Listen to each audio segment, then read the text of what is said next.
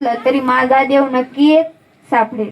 त्यावेळेस सीते मातेने सांगितलं, का रे तू एवढा पोपटासारखा बोलतोय, तुझ्यात तरी तुझा देव आहे का? त्यावेळेस हनुमंतरायांनी आपली छाती फाडून आपल्या हृदयामध्ये असलेले भगवान परमात्मा सीते मातेला दाखवले. श्रीराम जानकी बैठे हैं मेरे सीने में, श्री राम जानकी बैठे हैं मेरे सीने में, देख लो मेरे दिल के लकीरों में, देख लो मेरे दिल के लकीरों में, श्री राम जानकी बैठे हैं मेरे सीने में, श्री राम जानकी बैठे हैं मेरे सीने में. म्हणजे सर्व संत महात्म्यांनी भजन केलं आणि त्या भगवान परमात्म्याला आपल्या हृदयामध्ये साठवलं.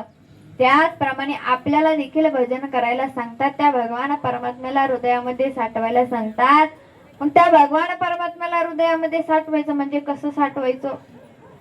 असंच एका कीर्तनामध्ये सांगितलं की त्या भगवान परमात्म्याला आपल्या हृदयामध्ये साठवा. असं कीर्तनामध्ये सांगितल्याच्या नंतर आजीबाई घरी गेल्या. घरी गेल्याच्या नंतर आजीबाईने देवाऱ्यातला रंगनाथ घेतला. इतका घासला तो सोन्यासारखा चकचकीत दिसू लागला. एवढा घासला तो रंगनाथ घासला आणि गिळून घेतला. तो जसा गिळून घेतला तसा तो इथं गुतला. आता तो इथं गुतला, तिथून काय तो खाली जाईना. सुनबाई घरी आली.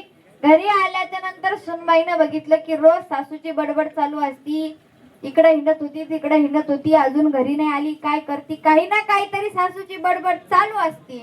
अजून कशी काही बोलली नाही म्हणून सासूबाईला आवाज दिला. सुनबाईनं सासूबाईला आवाज दिला, का हो सासूबाई, आज काय झालं? काही आजारी आहात का? आज काही अजून काही बोलल्या नाही. सासूबाई तरी एक नाही, दोन नाही, तीन नाही, काहीच बोलल्या नाही. 2-3 वेळा आवाज दिला तरी पण सासूबाई काहीच बोलल्या नाही. मग आता ही सासूबाईकडे गेली आणि सासूबाईला प्रश्न विचार, का हो सासूबाई, आज अजून काही बडबड केली नाही, नेमकं तुम्हाला झालं तरी काय? म्हणून सासूबाईने थोडं तोंड उघडलं. आता तो देव एवढा घासला होता की तो सोन्यासारखा चमकत होता. तो सोन्यासारखा चमकत असणारा देव सुनबाईनं बघितला. आता सुनबाईला वाटलं की मी सासू गेल्याच्या नंतर सोनं वाटून घेईन, तिच्या लेकीला देणार नाही. म्हणून हिनं सगळं सोनं गिळून घेतलं आणि त्याच्यातलं निम्म आता ही दगुतून बसले. म्हणून आता ते काढावं लागेल. कधी सुनबाई सासू दवाखान्यात घेऊन जात नाही, तरी ती त्या दिवशी सासूला दवाखान्यात घेऊन गेली. आता दवाखान्यात घेऊन गेल्याच्या नंतर डॉक्टरला सांगितलंय, बघा डॉक्टर, माझ्या सासून सोनं गिळून घेतलंय आणि कितीही झालं, काहीही झालं, कितीही खर्च आला तरी चालेल, परंतु ते सोनं अगोदर बाहेर काढा आणि ते सोनं काढल्या माझ्याकडे आणून द्या, कुणालाही देऊ नका. डॉक्टरांनी तो रंगनाथ काढून घेतला आणि सुनबाईच्या हातात आणून दिला. आता आजीचं पुढं काय झालं ते आपल्याला काही करायचं नाही. पण बघा, मी हृदयामध्ये हरीला साठवायला सांगितलं होतं, म्हणजे असं गिळून घ्यायला सांगितलं होतं का? तर तसं नाही, तर नामस्मरणाने, भक्तीने, नामस्मरणाच्या जोरावर, भक्तीच्या जोरावर त्या भगवंताला आपल्या हृदयामध्ये साठवायचंय. त्याचप्रमाणे सर्व संत महात्मे म्हणतात की साठविला हरी जिही हृदय मंदिरी. आम्ही त्या भगवान परमात्म्याला, त्या हरीला आमच्या हृदयामध्ये साठवलं आणि तुम्ही देखील साठवा. मग असे काही उद्योग करायचे नाही. त्या भगवंताचं नामस्मरण, भक्ती करून त्या भगवंताला आपल्या हृदयामध्ये साठवायचं. जसं सर्व संत महात्म्यांनी साठवलं, सर्व संत महात्म्यांनी भगवंताची भक्ती केली, भगवंताचं नामस्मरण केलं. एवढं नामस्मरण केलं आमच्या जनाबाईनं एवढं नामस्मरण केलं की जनाबाईच्या गौऱ्या सुद्धा विठ्ठल विठ्ठल म्हणत होत्या. तुमचे आमचे तोंड सुद्धा म्हणत नाही, पण एवढं नामस्मरण जनाबाईनं केलं. मग राधेनं सुद्धा भगवंताची भक्ती केली. एवढी भक्ती केली की राधेच्याच मुखात नाही तर भगवंताच्या मुखामध्ये सुद्धा राधेचं नाव होतं. एवढी भक्ती राधेनं केली. राधेच्या हृदयामध्ये भगवंताचे चरण होते. एवढी भक्ती राधेनं केली. म्हणजे सर्व संत महात्म्यांनी भगवंताची भक्ती केली. तुकोबरायांनी एवढी भक्ती केली की तुकोबराय ज्या वाटेनं जात होते ती वाट सुद्धा विठ्ठल विठ्ठल म्हणत होती. कसं उदाहरण सांगून जाईल.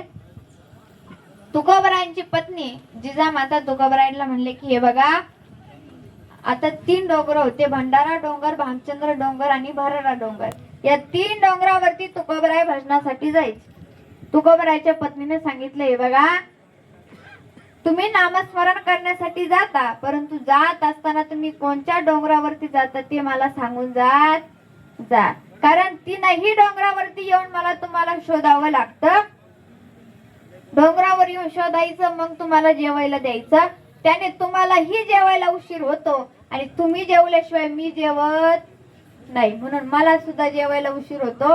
आधीच्या काळात बर का नवरा जेवल्याशिवाय एकही बायको जेवत नव्हती. पण ते आधीच्या काळात होतं. आता नाही. आता असं जिजामातेनं तुकोबरायने सांगितलं की तुम्ही कुठल्या डोंगरावरती जाता ते मला सांगून जा.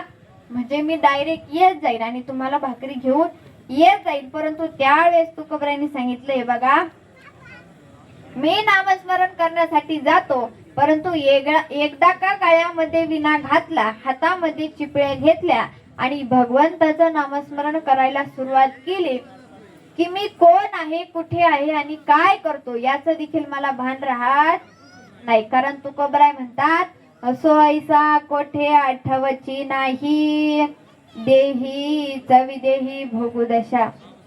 त्या भगवंताचं नामस्मरण करायला लागलं की मला कुठल्याही गोष्टीचं भान राहत नाही. त्याच्यामुळे मी सांगू शकत नाही का की मी कुठल्या डोंगरावरती नामस्मरण करण्याकरता चालू. मग आता काय करायचं तर तुकोबरायांनी सांगितलं हे बघा तुम्ही ज्या वेळेस मला शोधण्याकरता याल त्यावेळेस ज्यावेळेस 3 वाटा आहेत 3ही वाटेला कान लावून बघायचा. ज्या वाटेतून विठ्ठल विठ्ठल आवाज येईल त्या वाटेनं मी गेलो असं समजून त्या वाटेनं तुम्ही यायचं. ठीक आहे. ठरल्याप्रमाणे तुकोबराय नामस्मरण करण्यासाठी भजन करण्यासाठी डोंगरावर निघून गेले. काही वेळानं जिजामाता सुद्धा भाकरी घेऊन निघाल्या.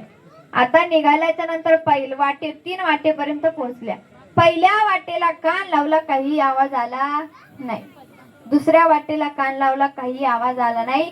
जसा तिसऱ्या वाटेला कान लावला तसं त्या वाटेतून आवाज आला विठ्ठल माझा माझा माझा माझा माझा विठ्ठल माझा मी विठ्ठलाचा विठ्ठल माझा.